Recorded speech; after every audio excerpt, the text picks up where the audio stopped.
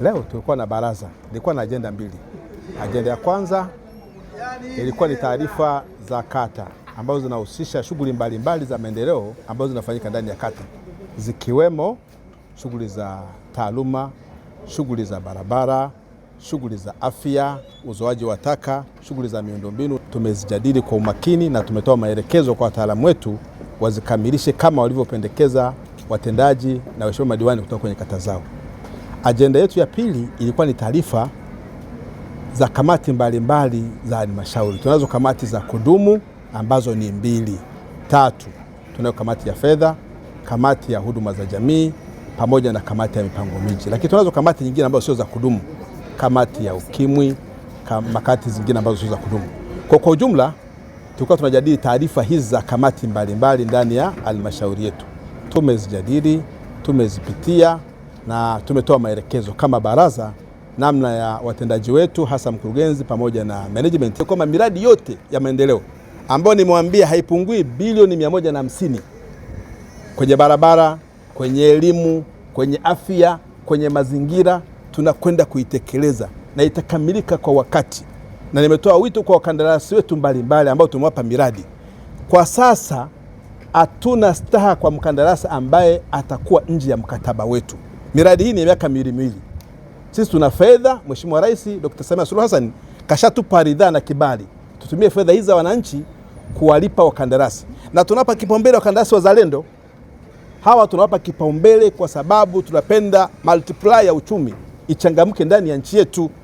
Kwa hiyo wito wangu kwa hawa wakandarasi ambao tumewapa miradi yetu ndani ya Temeke, mimi meya, baraza la madiwani, wataalamu wazingatie viwango na thamani ya fedha kwenye miradi yetu, lakini matarajio ya wananchi wakatimize miradi hii kwa wakati.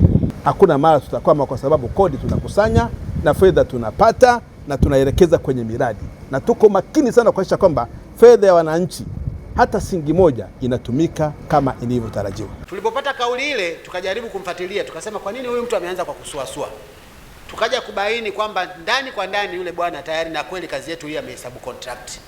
Na anachukua fedha, hamwezeshi yule mtu ambaye amehesabu contract. Kwa hiyo tuko katika hatua ya kuterminate. Tumeshamwandikia barua zote za notice ili tuterminate naye na ikiwezekana tuendelee na yule ambaye tayari amemhesabu. Ili yule aliyoko pale ili tuweze kumlipa fedha na aweze kuendelea na kufanya kazi. Tunachelea kuendelea kumpa fedha Mheshimiwa Mwenyekiti kwa sababu anaweza akachukua fedha zetu akatuhujumu akatoroka nazo. Kwa hiyo tutaendelea kuwa makini mstahiki meya, na hili halinihusu peke yangu, watu wa manunuzi na idara nyingine zote tuwe makini wakati tunatafuta hawa wakandarasi ili kuepukana na wakandarasi wenye tabia za namna hii. Tayari tumeshaona wakandarasi ambao wanafanya kazi vizuri. Wakati mwingine Mheshimiwa mstahiki meya, tusichelee kuendelea kuwape kazi watu ambao tayari tunafahamu na wanafanya kazi vizuri kwa kuogopa labda watakuwa na miradi mingi, ili tuepukane na wakandarasi wenye tabia hizi. Naomba kuwasilisha. Lawami Mboga ni diwani wa kata Makangarawe.